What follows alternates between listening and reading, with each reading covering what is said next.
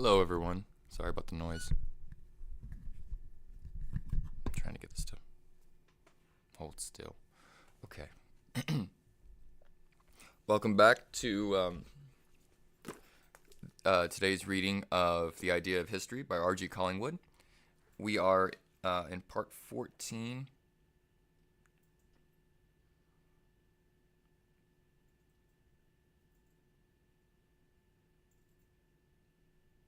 Yep. So we're at page 140. If you are in the chat or anything, I won't be able to check out what you're saying till the end of the reading. Then we'll do discussion if anyone's even here. Top of page 140. His criterion, therefore, is never ready-made. The experience from which it is derived is his experience of historical thinking, and it grows with every growth in his historical knowledge. History is its own criterion. It does not depend for validity on something outside of itself. It is an autonomous form of thought with its own principles and its own methods. Its principles are the laws of historical spirit and no others. And the historical spirit itself creates in itself in the work of historical inquiry. This was too bold a claim on behalf of history for anyone to make in an age when natural science was an absolute sovereign of the intellectual world. But it is the claim which Bradley's thought logically implies, and in time it was seen to be necessary and a just one. Although this claim was not explicitly made by Bradley himself, and although his later philosophical career he did not explicitly return to the problem of history, he did actually proceed to construct first a logic-oriented, though readers seldom recognize this, towards the epistemology of history, and then a metaphysic in which reality was conceived from a radically historical point of view. I cannot here demonstrate this in detail, but I will briefly illustrate it. In the Principles of Logic, Bradley's sustained polemic against positivistic logic has a constructive aspect in its sustained appeal to and analysis of historical knowledge. For example, in dealing with the quantity of judgments he maintains that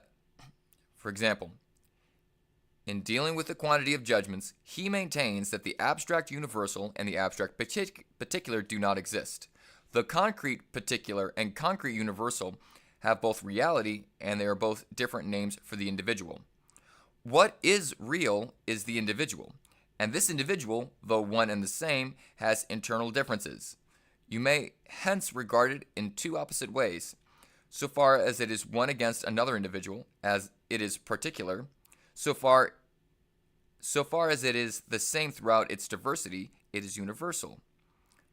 Here, Bradley is stating the identity of the universal and the individual judgment, which, as Croce was to explain 20 years later, is the definition of historical knowledge. And in order to show that history is what he is thinking of, Bradley goes on to illustrate his thesis by saying, thus a man is particular by virtue of his limiting and exclusive relations to all other phenomena. He is universal because he is one throughout all his different attributes. You may call him particular or again universal, because being an individual, he is actually both. The individual is both concrete in particular and concrete and a concrete universal. Nothing could be a clearer statement of the doctrine that reality consists neither of isolated particulars nor of abstract universals, but of individual facts whose being is historical. And in this doctrine, it is the fundamental thesis of Bradley's logic. When we return to the appearance and reality, we find the same thought pushed a stage farther. The fundamental thesis there is that reality is not something other than its appearance, hidden behind them, but these appearance themselves. Damn it, let me reread that. The fundamental thesis there is that reality is not something other than its appearances, hidden behind them, but is these appearances themselves, forming a whole of which we can say that it forms a single system consisting of experience, and that all our experience form part of it. A reality so defined can only be the life of mind itself, that is, history. Even the ultimate problem, which Bradley left unsolved, betrays at once the fact that history was the thing which he was trying to understand, and a precise way in which he stopped short of understanding it. The terms of this problem are as follows. Reality is not only experience. It is immediate experience. It is immediate experience. It has the immediacy of feeling. But thought divides, distinguishes, mediates. Therefore, just so far as we think about reality, we deform it by destroying its immediacy, and thus thought can never grasp reality. We enjoy reality in the immediate flow of our mental life, but when we think, we cease to enjoy it, because it ceases to be immediate. We break it up into discrete parts, and this breaking up destroys its immediacy and therefore destroys itself. Bradley has thus bequeathed to his successors a dilemma. Either reality is the immediate flow of subjective life, in which it is subjective and not objective, it is enjoyed but cannot be known, or else it is which we know, in which case it is objective and not subjective. It is a world of real things outside the subjective life of our minds and outside each other. Bradley himself accepted the first horn of the dilemma, but not to accept either horn is to be committed to the fundamental error of conceiving the life of mind as mere immediate flow of feelings and sensations, devoid of all reflection and self-knowledge. So conceived, mind is itself, but does not know itself. The being of mind is such as to make self-knowledge impossible. 2. Bradley's successors. The effect of Bradley's work on subsequent English philosophy was to induce in it, in general, to accept this error as an axiomatic truth, and to adopt the second horn of the resulting dilemma. Pardon me. In Oxford, the result was Cook-Wilson and Oxford realism. In Cambridge, it was Bertrand Russell and Cambridge realism. Realism in both cases meant the doctrine that what mind knows is something other than itself, and that mind in itself, the activity of knowing, is immediate experience and therefore unknowable. Alexander has expressed the Bradleyan dilemma with admirable clearness when he lays it down that knowledge is a relation between two things, a mind and its object. That mind, therefore, does not know itself, it only enjoys itself. Therefore, everything that we know is thus placed outside of the mind and constitutes a body of things whose proper collective name is nature.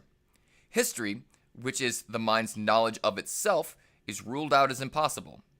This argument is doubtless in fact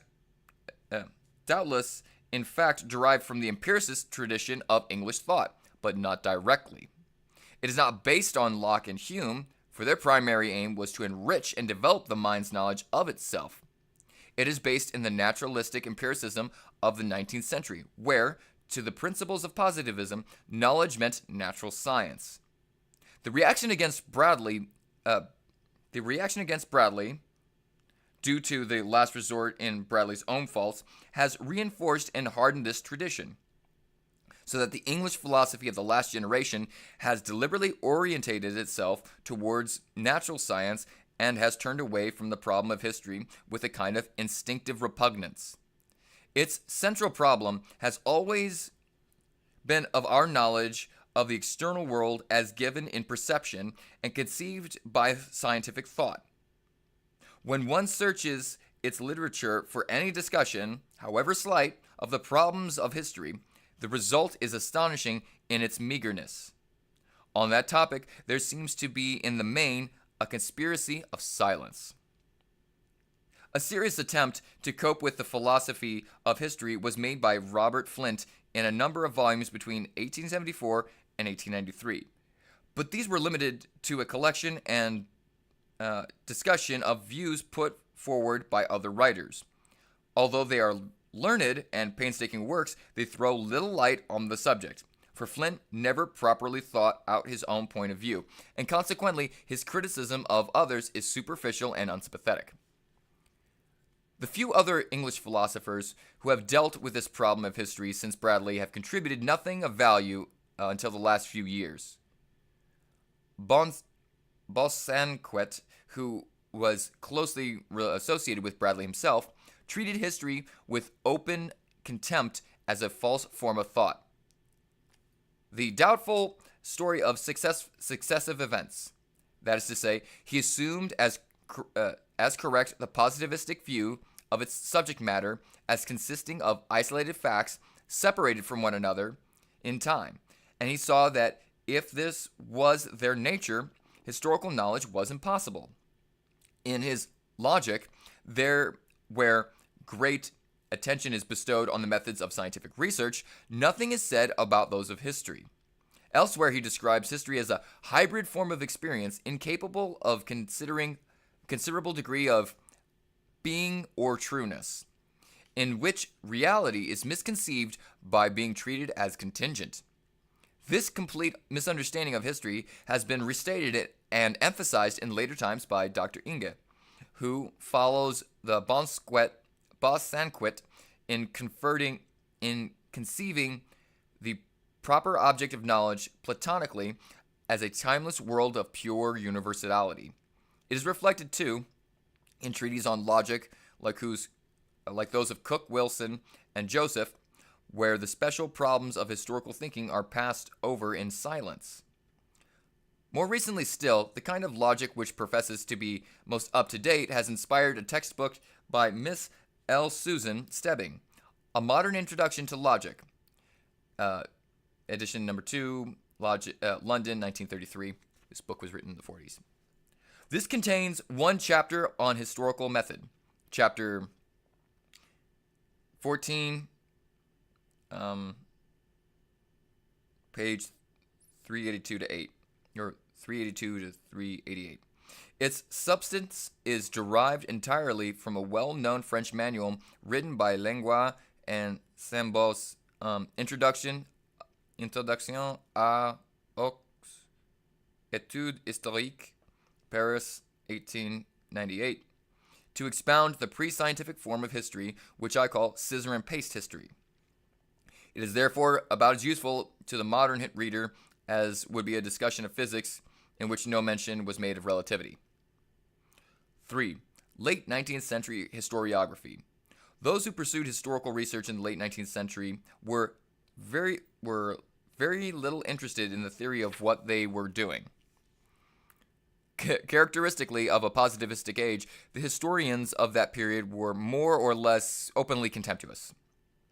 As a matter of professional convention, of philosophy in general and philosophy of history in particular. In their contempt for philosophy, they were in part echoing the ordinary parrot cry of positivism that natural science had now finally dethroned philosophical thought. But in part, they were reacting against positivism too, for positivism itself was a philosophy, maintaining the doctrine that natural science was the perfect type of knowledge. And even the least reflective historian could see that a blind worship of natural science must be hostile to historical research. Their contempt for the philosophy of history had no reference to Hegel's or any other genuine philosophy of history, for which they knew nothing. It was directed against the positivistic fabrications like Buckle's attempt to discover historical laws or Herbert Spencer's identification of history with natural evolution. In the main, English historians of the late 19th century thus went on their own way without often pausing to utter general reflections on their work. On the rare occasions when they did so, for example in Freeman's book, The Methods of Historical Study, London, 1886, or here or there in inaugural lectures, nothing worthy of notice came of it. In spite of his general detachment of English historians from philosophical thought, however, they were influenced very differently by their intellectual environment, or very definitely by their intellectual environment. In later 19th century, the idea of progress became almost an article of faith. This conception was a piece of sheer metaphysics derived from the evolutionary naturalism and foisted upon history by the temper of the age. It had its roots, no doubt, in the 18th century conception of history as the progress of human race and in towards rationality. But in the 19th century, theoretical reason had come to mean that the mastery of knowledge being equated with natural science, and natural science in the popular view with technology, and in practical reason had come to mean the pursuit of pleasure, morality being equated with promoting the greatest happiness of the greatest number, happiness being happiness with quantity of pleasure. The progress of humanity, from the 19th century point of view, meant getting richer and richer and having a better and better time.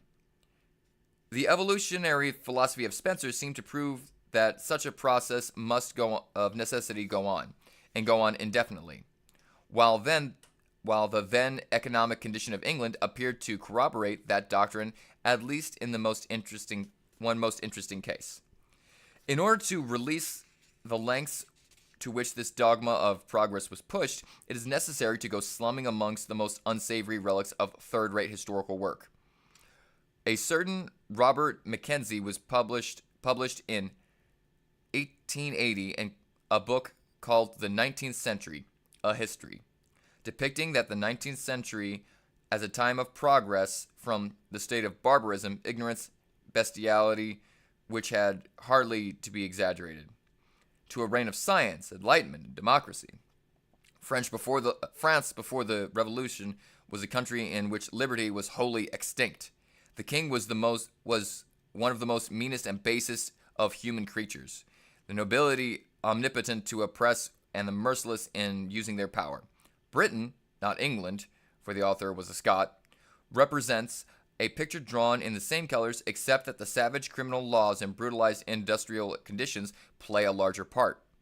A beam of sunshine steals over the scene with which the advent of the Reform Bill, the most beneficent event in British history, ushering in a new era of when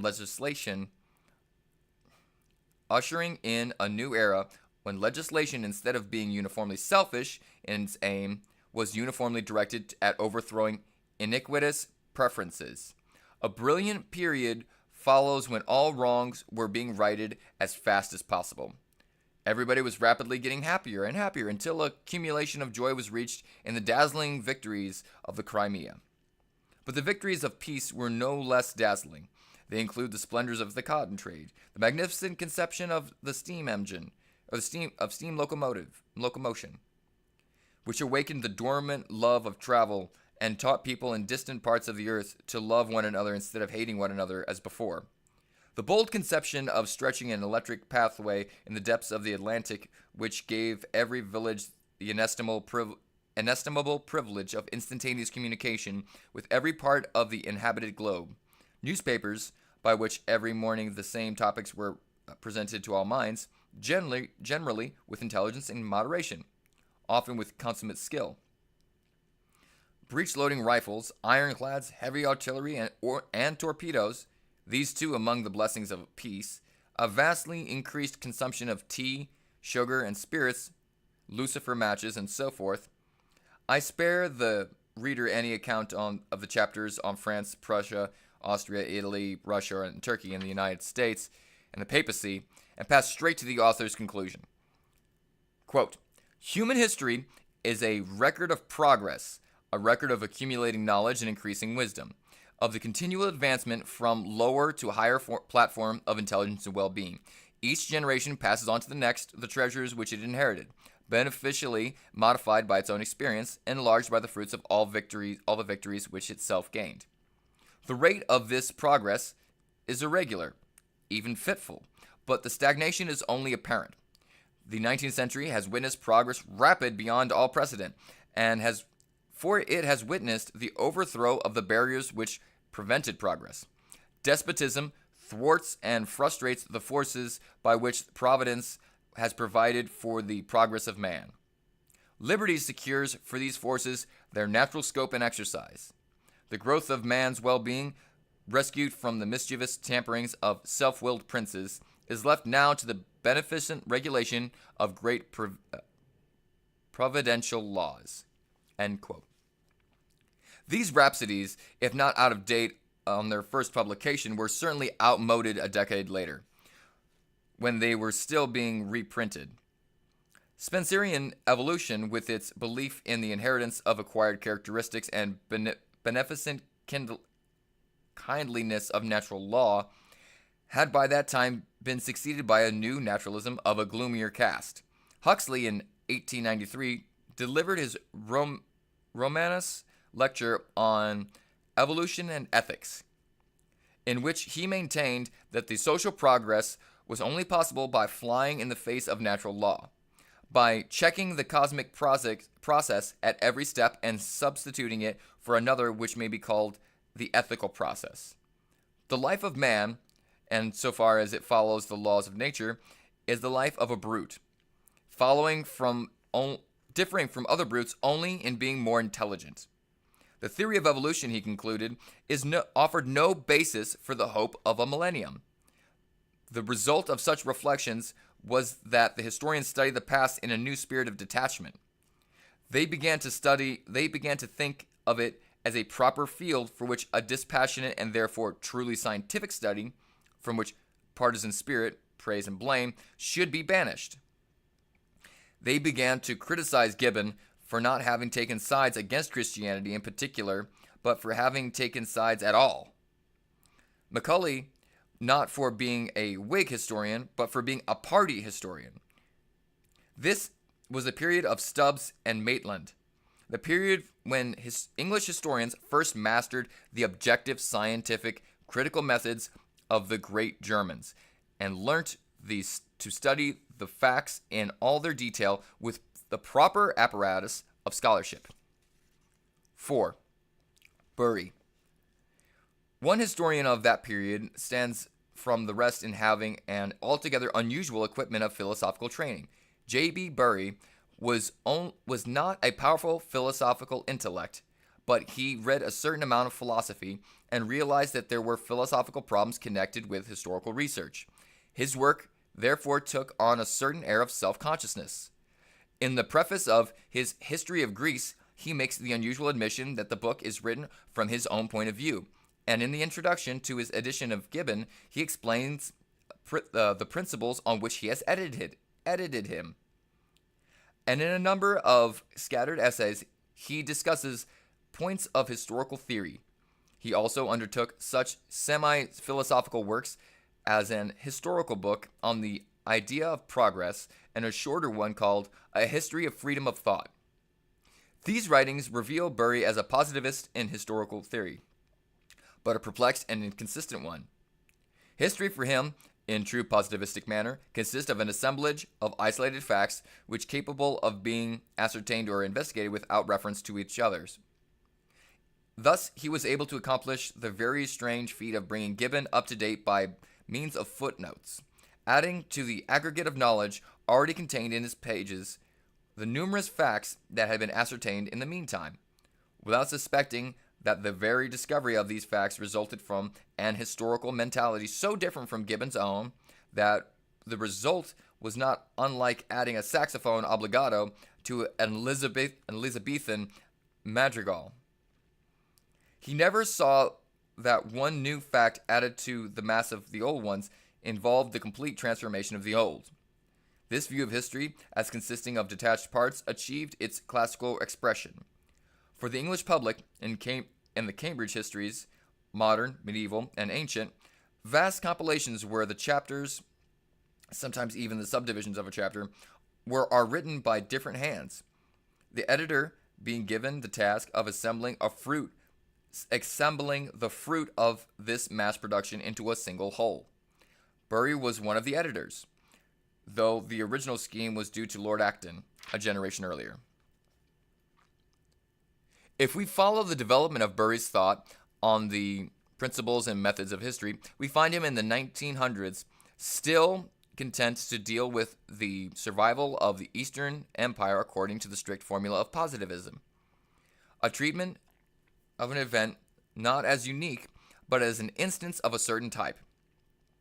and the explanation of it by discovering a cause applicable not to it alone, but to every event of the same general kind. Here, the method is exactly that of the empirical sciences of nature, as analyzed by positivistic logic. By 1903, he had delivered his Cambridge inaugural lecture. Bury had begun to revolt against this method. In that lecture, he proclaimed that historical thought, as we now understand it, is a new thing in the world, barely a century old, not at all the same thing as a natural science, but having a special character of its own, offering to mankind a new view of the world and a new armory of intellectual weapons. What he asks, might we not make of the human world in which we live, when we realize the possibilities of this new intellectual attitude towards it? Here, the uniqueness of historical thought is seen clearly and impressively stated. But when Bury goes on to ask what this new thing is, he replies, history is simply a science, no less, no more. The lecture exhibits a mind torn between two conceptions. One obscure but powerful of the difference between history and science. The other, clear and paralyzing, of their indistinguishable identity. Bury has made a violent effort to free himself from this latter conception and failed. Next year, conscious of his failure, he returned to the attack in a lecture on the place of modern history in the perspective of knowledge. Is history, he asks, a mere reservoir of facts accumulated for the use of sociologists and anthropologists, or is it an independent discipline to be studied for its own sake? He cannot answer this question, for he sees it is a philosophical one and realizes that it lies, therefore, outside of his competence. He will go so far as to answer it hypothetically if we adopt a naturalistic philosophy. Quote, then I think we must conclude the place of history within the frame of such is subordinate to sociology or anthropology. But on an idealistic interpretation of knowledge, it is otherwise. If thought is not the result but the presupposition of the process of nature, it follows that history, of which thought is the characteristic and guiding force, belongs to a different order of ideas from the kingdom of nature, and demands a different interpretation. There he leaves it. The moment was a dramatic one in the development of his mind. His conviction of the dignity and worth of historical thought had come into open conflict with his own positivistic training and principles. Committed as he was to the service of history, he accepted the consequences. In 1909, he published an essay on Darwinism and history, deliberately attacking the idea that historical events can be explained by reference to general laws. Uniformities, yes, but laws, no. What really determines them is a, quote, chance coincidence. Examples are, quote, the sudden death of a leader, a marriage without issue, end quote. And in general, the decisive function of individuality, which sociology falsely eliminates in order to facilitate its task of assimilating history to the uniformity of science. The chapter of accidents everywhere enters a disturbing element into the historical process. In an essay called Cleopatra's Nose in 1916, he repeats the same idea. History is determined not by causal sequences such as form the subject matter of science, but by the fortuitous collision of two or more independent chains of causes. Here, the very words of Bury's argument seem to echo in those of Cournot in his Considerations sur la marche des idées et des événements dans les temps modernes, Paris, 1872, where he expounded a conception of chance based on the distinction between general causes and special causes. Chance being defined as l'indépendance mutuelle de plusieurs séries de causes et d'effets qui concurrent accidentellement. His italics, opposite. Okay, wait. In a note in Bury's idea of progress, read together with a footnote to Darwinism and history, suggests that he may have derived his own doctrine from Cournot, who, however, develops it by pointing out, insofar as anything is mere fortuitous, there can be no history of it. The true function of history, he holds, is to distinguish the necessary from the mere accidental. Bury is developing, or rather disintegrating, this theory by adding to it the doctrine that, insofar as history is individual, everything in it is accidental and nothing is necessary. But after illustrating what he means, he concludes his essay by suggesting that as time goes on, contingencies will become less important in human evolution and chance have less power over the course of events. And that brings us up to page 150 of R.G. Collingwood's The Idea of History. Sorry for all the times I kept burping. I'm having stomach issues, which is nothing new. Now check out the chat. See what's going on.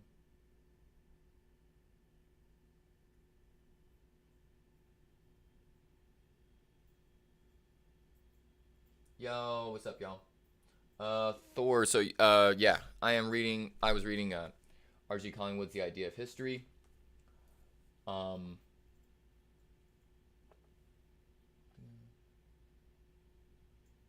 Oh, so yeah, now that I'm done with reading the book, yeah, I'm open to thoughts. Crimson Sin.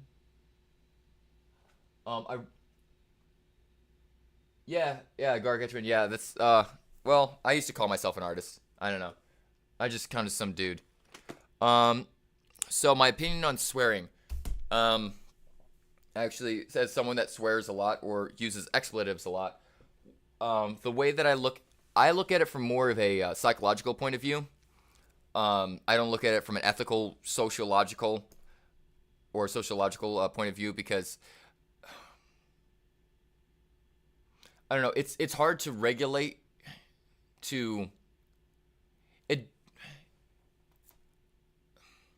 I love the idea of being able to communicate with people in their own language, you could say, or the way that they want to communicate. But there is to a degree that you can't allow your decisions to be ruled by children, you could say.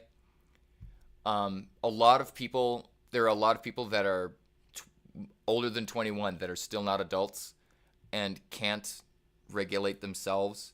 Well, it's not their own fault. Their mental development takes time. Some people don't. Some people develop in different ways. Some people don't necessarily develop that much. So I try to regulate my use of expletives around people that are overly sensitive to it. People that become offended by it. It's like, whatever, man. But there is nothing inherently wrong with saying fuck or shit, goddamn. None of that stuff. There's nothing wrong with it. Those things are expletives. What they do is they are a function of language that convey emotion and frustration as well as intention. It's like putting a ton of exclamation points after you say something on a text. That is the essence of what saying fuck is. You know, being like that. That's the whole point of cussing. Yeah. Most people actually do hate me, dude. You'd be surprised. Because I speak my mind, and usually my thoughts contradict what people want to believe. And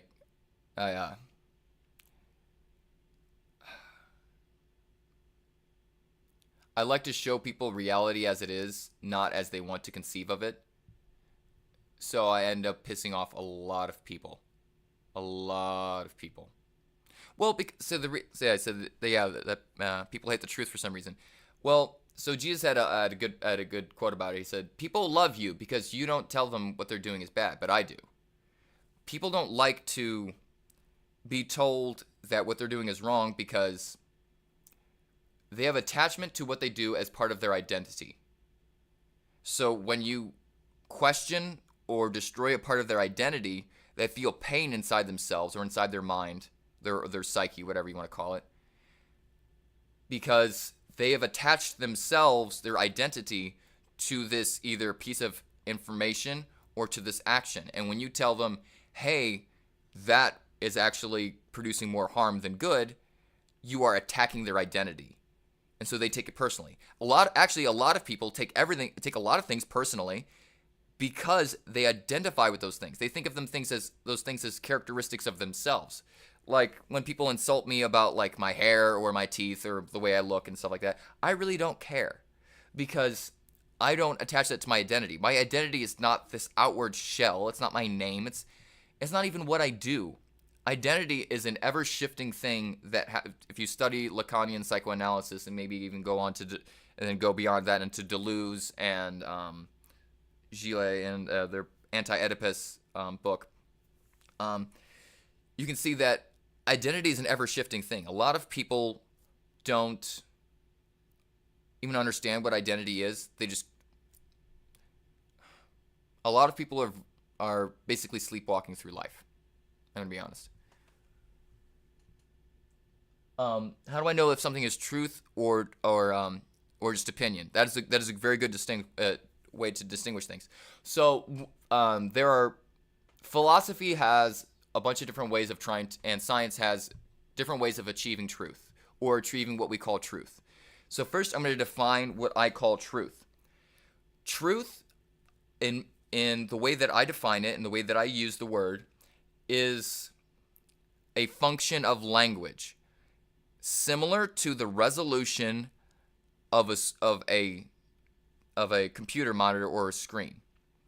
So when you have a series of words, that creates an image, a series of pixels, you could say.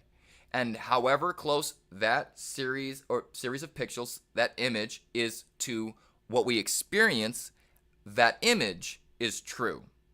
So same thing with language. As close as the words that I'm using to describe language, or using language to describe what I'm observing, as long as that is coming very close to what is experienced by myself and others, not just myself, but when experienced between people, we call that truth. I'll have a great day, Zephyr. No, have a great night. And Thor Unknown says every opinion out there isn't a fact. Agreed. And that's the problem is with the whole idea of facts is an unchanging piece of information. There are certain models or principles that we can rely on for predictable effects. The idea of a fact, though, is very hard because what we do is we create models for understanding what we experience, and those models are only as good as their effects. That we use them until we find a model that works better to explain reality and for us to be able to do things with reality. Math is not fundamental to the universe. Math is a description using quantity and symbolic language to describe what we observe of the universe. Sometimes it can be used to predict what might be observed, but that does not mean that it is always predictive. The universe itself is a very kind of fuzzy thing to try to grasp. So, how do we separate opinion from fact? Well, we'll look at the statements made by the person. Oh, sorry about that, Thor. What we can do to distinguish facts from opinion is look at the statement, look at what's observed. If the statement does not fit what is observed, the statement is false and not true. All statements are opinions until butted up against evidence. That's why science is important. Because what science does is it is a method for conducting, at least modern science is a method of conducting experiments to see, can I disprove my statement? The whole point of scientific experiments is to try to disprove the theory, not to try to prove the theory. If you can't disprove the theory, then you have good evidence that it will be something that you can work with to predict things later on. But if it can be falsifiable, then it obviously isn't true and you shouldn't believe in it. That's the whole point of science, is to create to challenge one's own ideas with falsifiability. And other people can also take your ideas and try to falsify them as well. But when you try to prove something, you're being anti-scientific. Unfortunately, there's a lot of people that do that nowadays where they're trying to prove something. No, that's anti-scientific. The whole point of the scientific method is to try to disprove something. Because nothing can truly be proven. It's only provisional for the moment, unfortunately. So that's my take on how you can distinguish a lie or an opinion from truth. If I remember correctly, actually, let me look it up. Let me see what Plato said about opinions.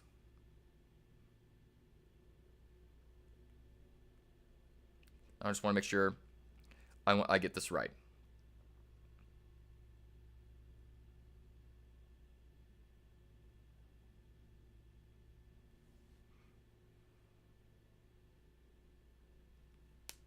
Of course, there's always a paywall.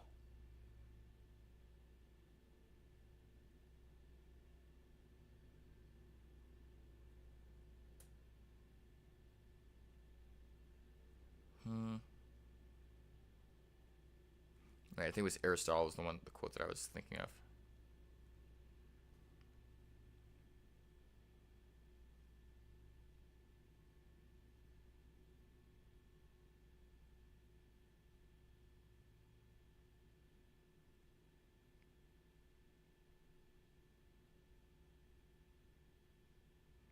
Objective knowledge must be objectively real. Opinion can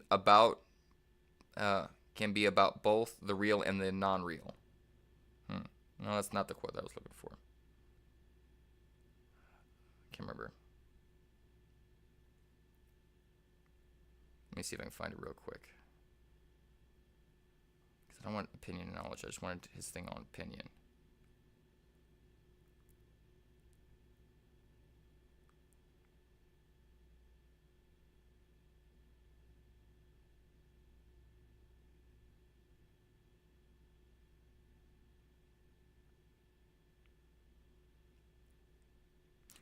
Okay, I think this is the right one.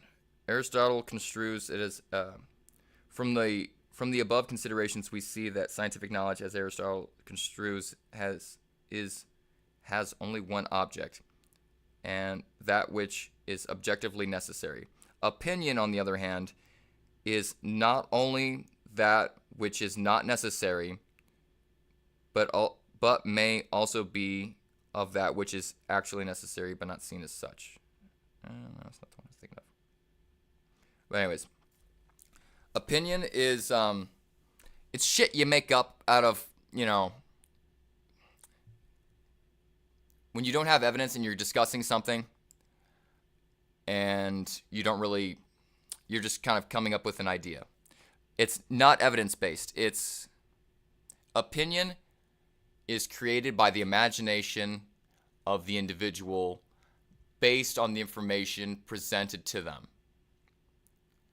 It's not factual. It is the person's way of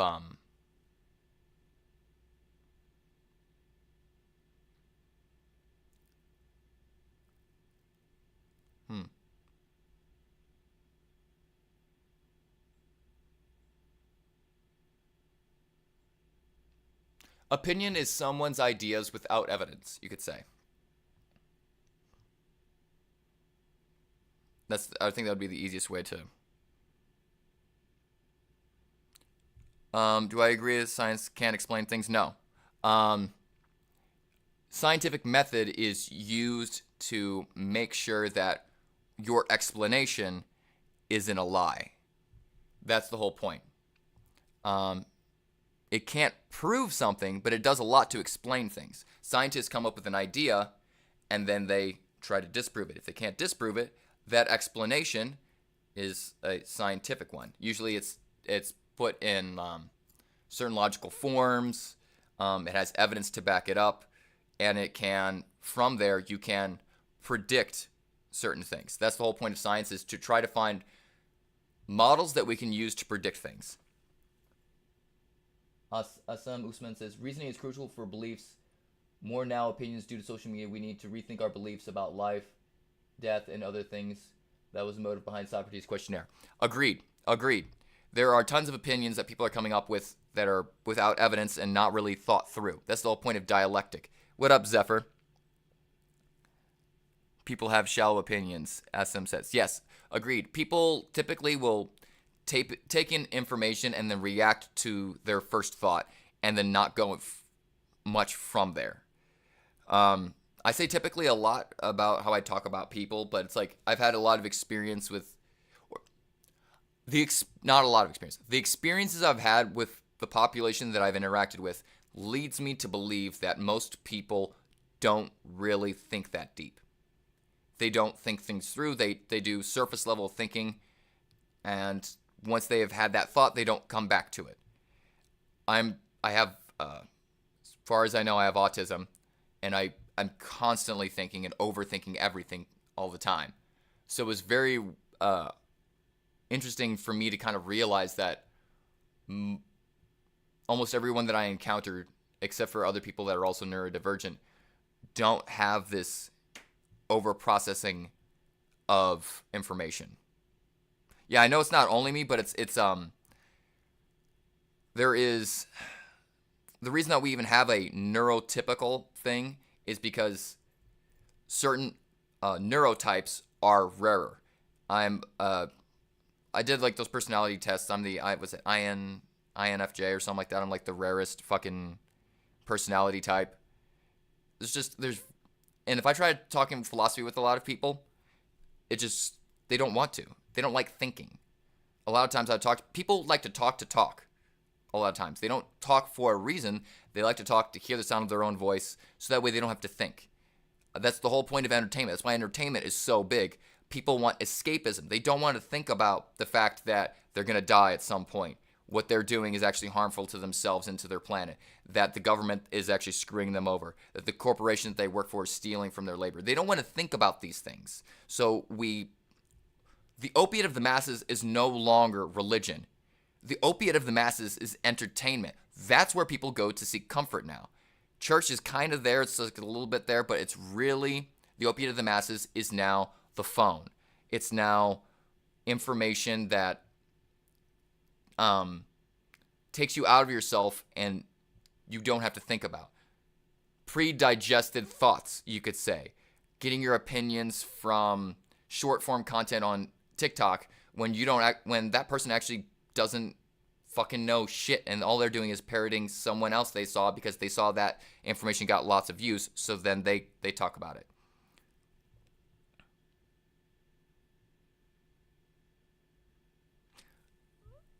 I'm glad that you liked it, bro. But here's the thing, though. Don't take just because I say stuff that sounds good. That's another dangerous thing. It's also very dangerous to hear things that we like to hear, because it's easier to agree with them. When we already want to believe something, it makes it easier for us to fall into traps. So question everything, even the people you like, butt up against all authority. That's how I live my life. Don't accept anything as given. That is the whole point of philosophy. Ask why. Always ask why. And ask, is that what we actually experience? Is that true? It's a dangerous thing when you start following people instead of evidence. I've done that as well. It's easy to kind of fall into the trap of, kind of a cult of personality thing, where you like the person, so they said a few good things and then you start following everything they say. Thank you. Yeah, I try to be chill.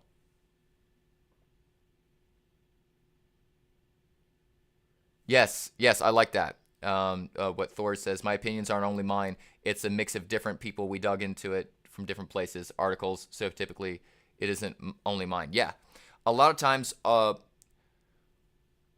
of our knowledge is contingent on experience, and a lot of times, in order for us to live, we have to trust and rely on other people's experience as presented to us. I have to trust that the scientists and people that came up with the phone knew what they were doing and weren't going to create something that's going to, blow up on me. I have to trust that, my car's not going to fall apart. I have to trust that the bank is going to have my money. We have a lot of things that we have formed through unspoken social contracts that we rely on. Opinions of people, too. Especially coworkers. I've noticed, especially in work dynamics, when the new person comes in, the crew that typically is there does their best to form the opinion of the workplace and the other workers through their interaction with the new worker.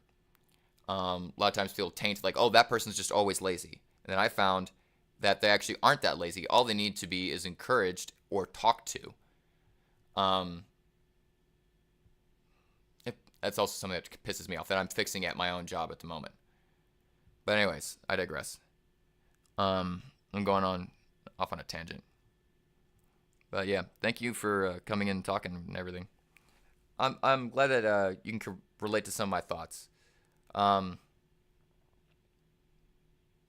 don't find that I'm alone in my thinking, but I also find that the majority of people that I interact with, if I was to discuss this with them, they would either fall asleep, like my wife did last night when I was talking about it, or completely reject it because it hurts their own opinion of the world, or usually clashes with how their dogmatic belief system, or they just don't like me in the first place. So because I say no, that isn't true, because I actually will disagree.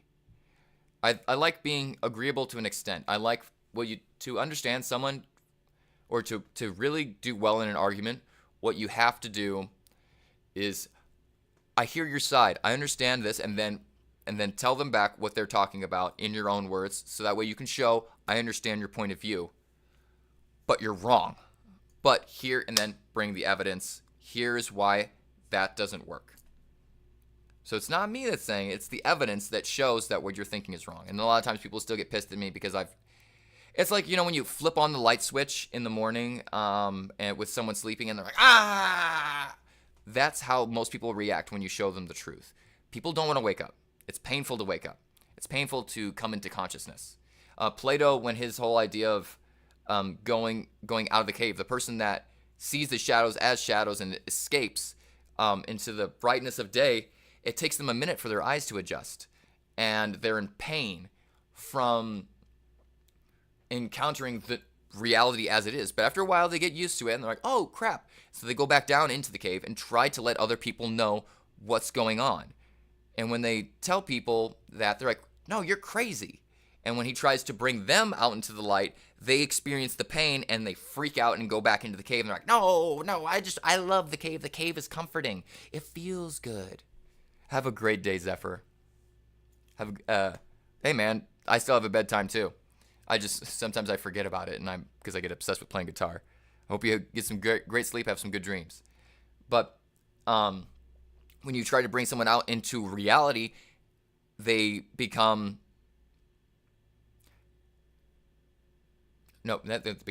they experience pain from that, and they would rather feel comfort. Most people just want to feel comfort. There's some people that are kind of masochistic that, like feeling pain, but most people just want comfort because it's comfortable. It keeps the same thing. You don't have to do anything. Nothing has to be asked of you. You don't have to change. You can just stay the same. It's very easy. And that's what America is very big on, is easiness. Microwaved food. Microwaved news, microwaved philosophy. You could call Jordan Peterson like kind of that bullshit. Easy, ready-made, extremely bad for you, easily digestible, convenient, no effort needed. AI art is a great example of that. No effort needed, but you have art now. The whole fucking point of art is the effort. Anyways, but I digress. I'm going off in tangents. I need to get ready for work and everything. Thank you for coming. I love talking with y'all. This is like some of my favorite time of the day. Besides hanging out with my wife, I I love this is my favorite part of the day. I wanted to be able to talk with y'all about philosophy and hear your opinions and kind of get questioned myself. So I will check y'all on a different day. I will see you. Well, I'm gonna do this. I always do like the little sing-alongs to work type streams, but I'll talk to y'all tomorrow.